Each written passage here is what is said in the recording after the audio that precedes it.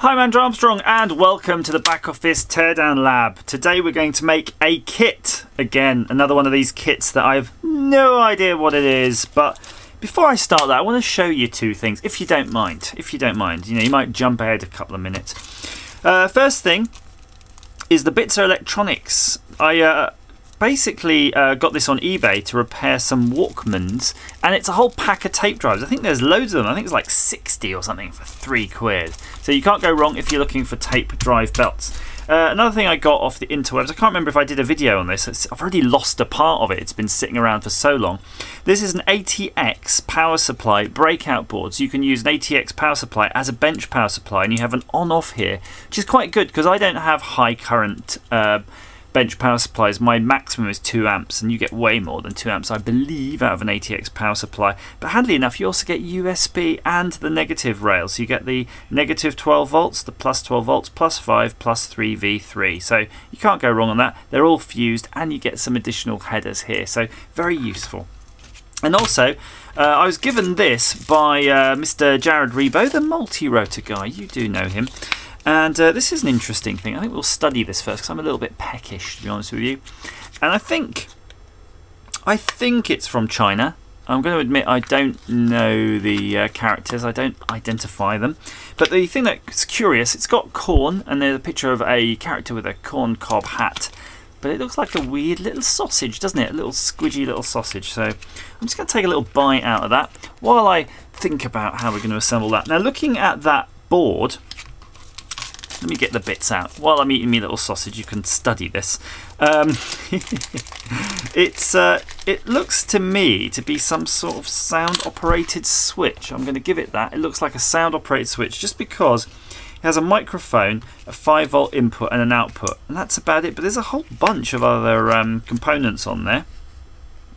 It looks like you've got, oh, I don't know, a couple of transistors, a bunch of normal passives, and a couple of electrolytes. So electrolytes. It's what your circuits crave. Right, let's give this bad boy a go. Oh wow! Have a smell of that. It smells exactly like corn. You know, literally, if you've just opened a can of sweet corn. But it looks like a little sausagey sausage. Let's have a go. Has some snap to it. Wow. It certainly actually has sweet corn in it, but it does taste sausagey.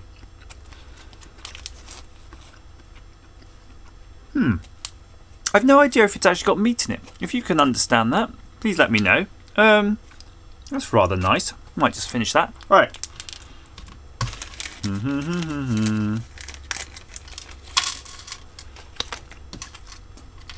Sorry, I'm eating while I'm getting out these components.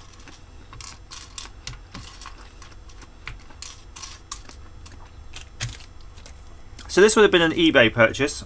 If you do want one, have a look on eBay or Amazon. And we're going to first find our 4K7 resistors, because I can see a whole mess of them on this board. 10K.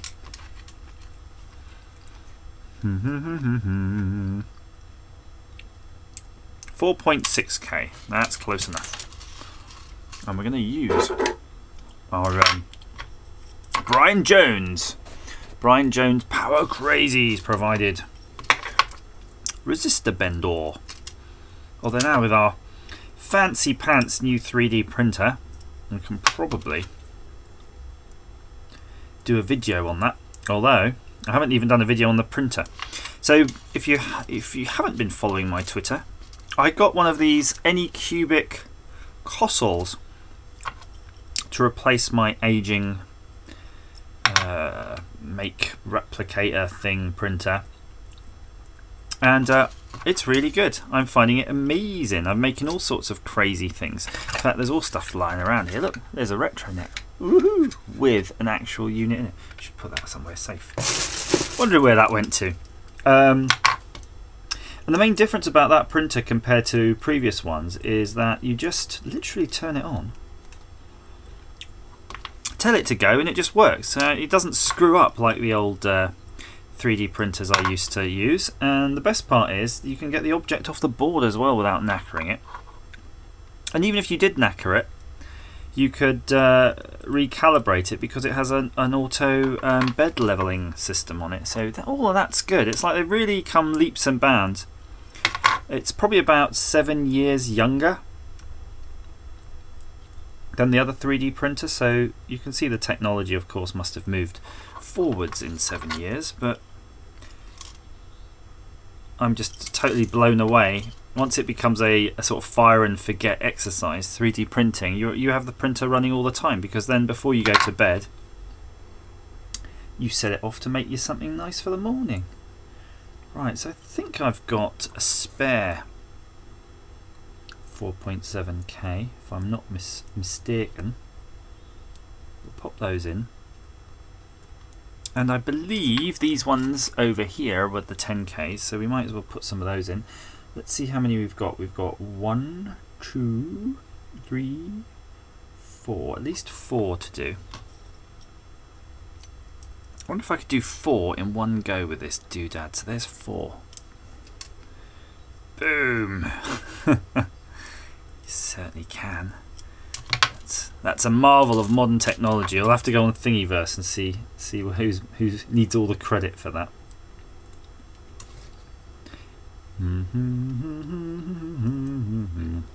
Right. We're getting there, aren't we?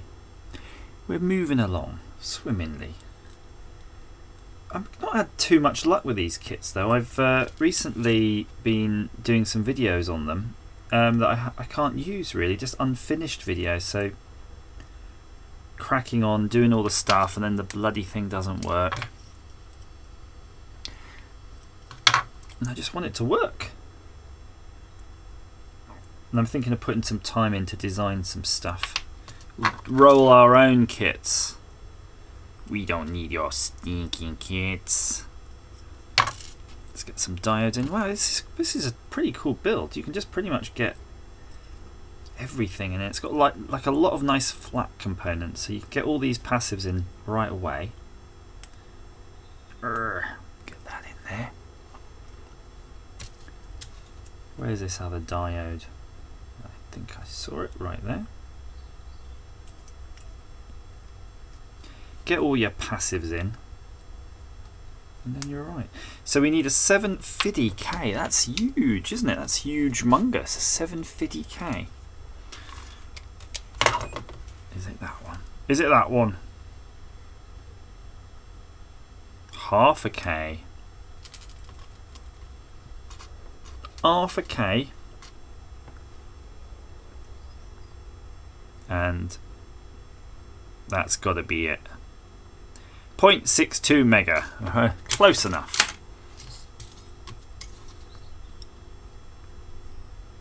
I can see R7 on this board is for our half a K too, so that's good. Our 500 ohms. There. Loads of resistors. All the resistors. So if you want a good kit for practicing putting in resistors, you could certainly go. Don't look any further than this one. So looking at what remains now, all the other components are kind of standy-uppy ones, so we're just going to flip this board over as best we can. Oh yeah, I found a bit of foam, didn't I? Bit of foam. Let's do it. Let's do it foam style, and we're going to go deep. Deep with the zoom. Look at that there. Camera's going to freak out. Get with the program, camera. You've been doing it long enough. I do have this devilment sometimes where I will use the camera off the bench and forget to set it back to all its settings. So that's almost definitely going to happen now, and it means I will not have set its aperture correctly. So you will get it. I'm trying to struggle a little bit on the focus. And it's going, which shall I focus on? The pads or the wires? I don't know the answer. And if you have the aperture set right, it can just, why not focus on both at the same time pretty much. So apologies for that if you're doing your head in, because it's looking at one then t'other. What do you think this is? What do you think this is? This isn't AVE. Let's turn that around. Look at the other sides there. Ooh, look at that, getting it in there. It's like a jungle, isn't it? A jungle of legs. A jungle of legs all akimbo. We're there. We're there. Nice work. Look at that. He's got some skills. He's got some deep probing with that old soldering iron tip there. Boom, look at that. If I can do it, you can. My old man soldering iron. None of these fancy soldering irons. They're all USB ports and digital stuff. Actually, I don't know. It's an analog soldering iron, isn't it? Pretty much. It says digital on the box. I think it's got a digital thermostat. But it's analog. It's either melting or it's not. Right. We can cut some legs. Look at that bloody thing. That is awful. Ah! Like a bed of nails, isn't it? Just imagine squishing that into your hand. Ah! That's some clickbait picture right there. Maybe we'll use that. Should we try that? Should we try some clickbait? Now remember, these side cutters are awesome. These are the ones which grab hold of the legs. I'm going to put all the legs over there. And but then you really reliably grab hold of one at a time. So if you're using them for their leg grabbing capabilities, make sure you're not trying to cut, like me, 3 at a go. These are all going to end up in the carpet into the balls of my feet. Have any of you ever stepped on an IC? That's a rare treat. We don't have so many through-hole ICs anymore, but you certainly bloody know if you've stepped on one of those. They will penetrate your trendy hipster Crocs. Let's get that going. Oh my gosh. It's flying everywhere now. They're flying everywhere. Let's take it down to Chinatown. We're there, we're there. God, I hope this bloody works. I feel very defeated in my kit production as of now. So many kits, so little time. Okay, good. And oh, I think we might have even soldered all of them for a change. One little benty leggy leg gone. Sorted. Right, what else do we need to add to this? We need a microphone, we need capacitors, we've got everything on here. So let's go for transistors, shall we? NPN, PNP, we got all of them. So this is a 9013 with not quite the right bloody leg thingy, but that's fine. They wedge in if you do it.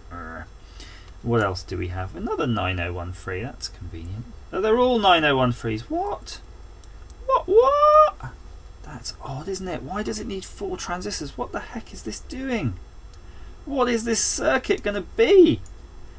Again, my bet, I'm saying light activated switch, but chances of me being correct, pretty slim. I mean, it's 3 terminals on the output right there, if you see that there, 3 terminals. Latching perhaps? Another transistor. They're giving loads of spares in this bloody kit. Someone's going to be in trouble. Long leg positive. We could put the older LED in while we're here too, shall we? What else we got? We got some little little caps here. This one says 104, so we'll put that in the footprint that says 104. That's pretty conveniently marked. Makes a change. 104. They're all 104s, are they? You know what they might be. I mean, that suspiciously looks like a 104, as does this one. So many. So many 104s indeed.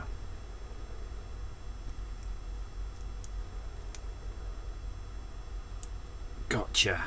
Gotcha in there. Right, let's see if our foam's going to do the trick. I suspect we're going to have a little bit of trouble. Yeah, I saw everything slump. Absolutely every single component slumped when I did that. Let's... Whoa! Whoa! Hello! We have a catastrophe! We had a lead tangle there. Okay, let's get... I'm going to get those tricky ones in first, which were the capacitors, because they want to fall out Where's the other one? Here. Right. So start with the tricky ones. Let's look at the capacitors. They're all higgledy-poggledy. Higgledy-piggledy, higgledy-bobbly-boo. Shoot. Shoot. I meant shoot. Toot. Shoot. Shoot that. That was wrong. Let's get that going in there. Yeah. Sorry about the old focus thing. I'm sure it's focusing on the foam. They love the old foam, the old cameras, don't they? They will focus on that so good. One day I'm going to tell you how the cameras focus, because that's quite fascinating in itself, and you can fool them. They are often fooled, of course. But if you want good camera work, you probably want to see maybe Neil over at the Retro Man Cave. He does puts a lot of effort into his old camera work. I like to buy camera equipment and not use it. That's the problem with me. Right, got to solve that bridge there. We're almost there. We're almost there. Don't worry. Keep calm. This is a quick build. I don't know how long we've been at it so far, but it feels like probably like just a few minutes. Me and you spending time together over the internet. Isn't that nice for all of us? Right, come on. Boom! Transistor legs all in one go. Capacitor. We've got the electrolytic left to go. Then we're going to power this bad boy up and see it doing probably bloody nothing like it usually does. I've noticed though, for a kit that has an analog input like a microphone, surprisingly void of any kind of adjustment pots, so that will be a bit weird. So this is a highly tuned and calibrated piece of equipment, I should imagine. Not right. This is a 47 microfarads, which will go in there. Lovely, lovely jubbly, satisfying.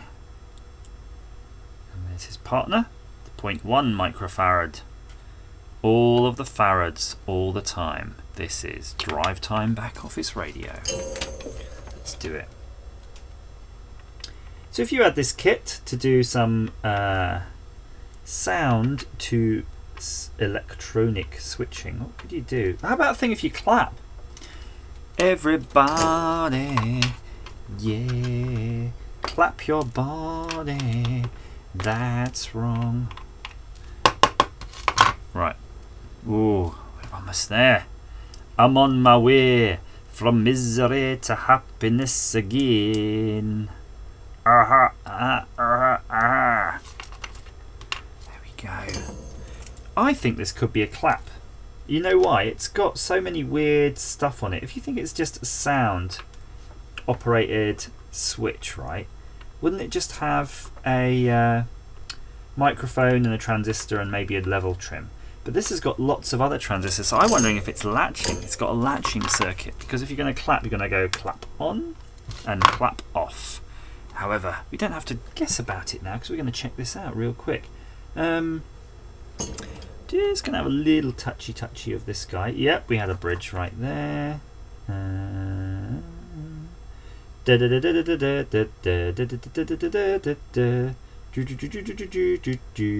I could have just hot air leveled this. If you're bothered, hot air level your circuit board. I'm not really bothered, but I don't know. Stickler, aren't I? I'm a stickler for quality. So these are the 3 leftover components we've got there as well. Let's get our benchy, our bench power supply up and running. Not benchy though, because benchy is like a little boat. A little boat 3D. Oh no. We've lost one of our probes. Well, if we're going to go probeless. Probeless. I'm going to have to be real careful to watch which polarity of this in the future. Now I've cut off my positive probe. I think we have the line, in this case, is on the positive. I don't know what's the nomenclature for that really. I sometimes see... I think the line on the negative is actually the correct, inverted commas, correct way. Oh, I'm making a right mess of that. Bent me transistor over. It's all loose and floppy. Not even just using a flat blade where a Phillipsy thing ought to be. This is poo. Go watch Electro Boom. He knows what he's talking about. Oh my word, more bendiness. I'm bending those transistors like I'm on bloody Futurama. There we go, that's a pretty dodgy looking wire. Fine, let's do this. Are we ready? We've got our circuit, hands free. I'm going to turn on the power supply, but output is off till I set the voltage down to 5. Good, because it was at 14. That would likely kill that right away. So we're going to turn it on. Ready? 3, 2, 1. Activate. 0.2. Oh no, 20 milliamps, 5 volts. Oh, hang on. Look at the LED. Oh, there's a party. Hello. It is doing something. It's an RGB LED. And it's doing a sound thing. I'm trying to be quiet. Hang on. Everybody. Yeah. Rock your body. Okay, I think. Yeah. Yeah, it's clearly a sound to light visual processor, and it's giving you the 3 outputs for the RGB LED. Oh look. That's fun, isn't it? Ding dong, ding dong, ding dong, ding dong. It's like a Christmas light, ding dong, but with voice. Christmas light, but with voice. Cool. I think that's one of the more successful kits so far. Well, so far this year. Yeah, what can I say? It actually is working really well. I love that. That's working. I love you. I love you, kit.